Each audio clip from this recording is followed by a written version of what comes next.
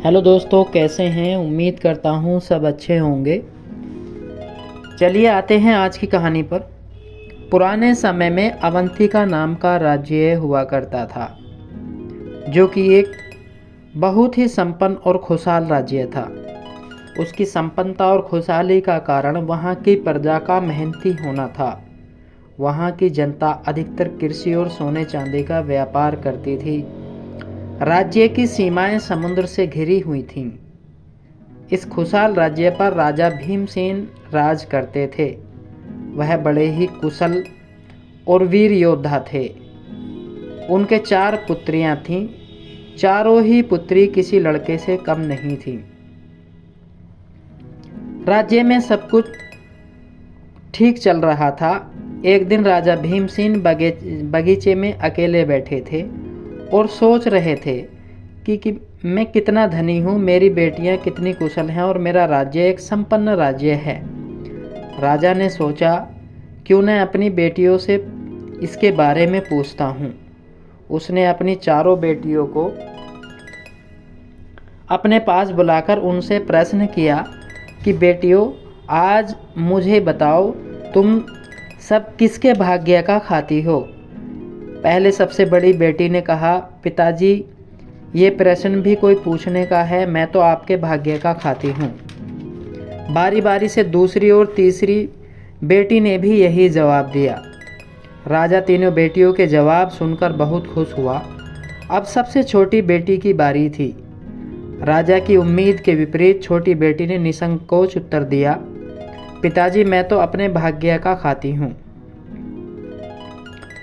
और इस संसार में जो भी प्राणी है अपने भाग्य का खाता है, और ये सोचने वाले का केवल भ्रम है कि कोई उसके भाग्य का खाता है।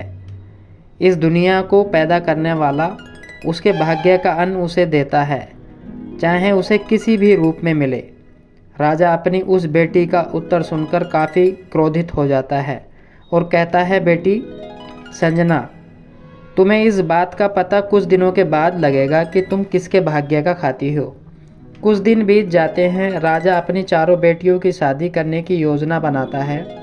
राजा भीमसेन ने अपनी तीनों बेटियों की शादी बड़े अच्छे घराने में तय की, लेकिन छोटी बेटी संजना की शादी एक गरीब मजदूर से तय की। शादी का दिन आया। राजा ने अपनी तीनों बेटियों को शादियों में महंगे आभूषण और महल शादी के दहेज में दिए, लेकिन छोटी बेटी संजना को कुछ भी नहीं दिया। चारों बेटियों को रुखसत कर दिया। शादी के बाद राजा की तीनों बड़ी बेटियां अच्छी ज़िंदगी गुजारने लगीं, जबकि छोटी बेटी को खाने के भी लाने पड़ने लगे। उसका पति, जो कि मज़दूर था, दिन भर मेहनत करता और शाम को राशन पानी घर लाता था। एक दिन जब वह घर लौट रहा था, उस दिन उसे रास्ते में एक मरा हुआ सांप दिखाई दिया।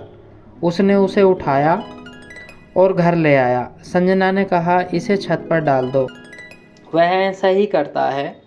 एक दिन बाद संजना घर की छत पर जाती है। वह देखती है छत पर बेशकीमती हीरो का हार उसके घर की छत पर पड़ा हुआ है। उसने उसे उठाया और अपने पति को बताया। दोनों बहुत खुश हुए थे। इतने में उन्होंने किसी से सुना कि राजा की रानी का हार राजा के महल से कोई पक्षी उठाकर ले आया है, और जो भी उस हार को राजा को वापस करेगा उसे आधा राज्य और कीमती आभूषण मिलेंगे। संजना ने यह सुनकर अपने पति से कहा कि राजा को खबर कर दीजिए कि राजा की रानी का हार मेरे पास है, लेकिन मुझे राज्य का आधा नहीं, पूरा हिस्सा चाहिए।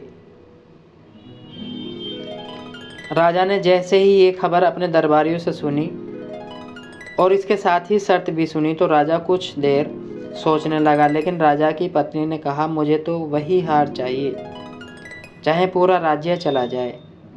राजा भी उसकी जिद के आगे झुक जाता है और राजा दरबारियों से कहता है, जिसके पास हार है उसे बुलाया जाए। अब जैसे ही दरबार में उसकी बेटी और उसका दामाद आते हैं, तो राजा चौंक जाता है। संजना हार राजा को देती है और राजा से कहती है, पिताजी, अब आप किसके भाग्य का खाएंगे? राजा को अपनी कही हुई बात याद आती है। राजा अपनी बेटी से क्षमा मांगता है और कहता है, बेटा सब अपने भाग्य का खाते हैं। राजा को अपनी गलती का एहसास हो चुका था।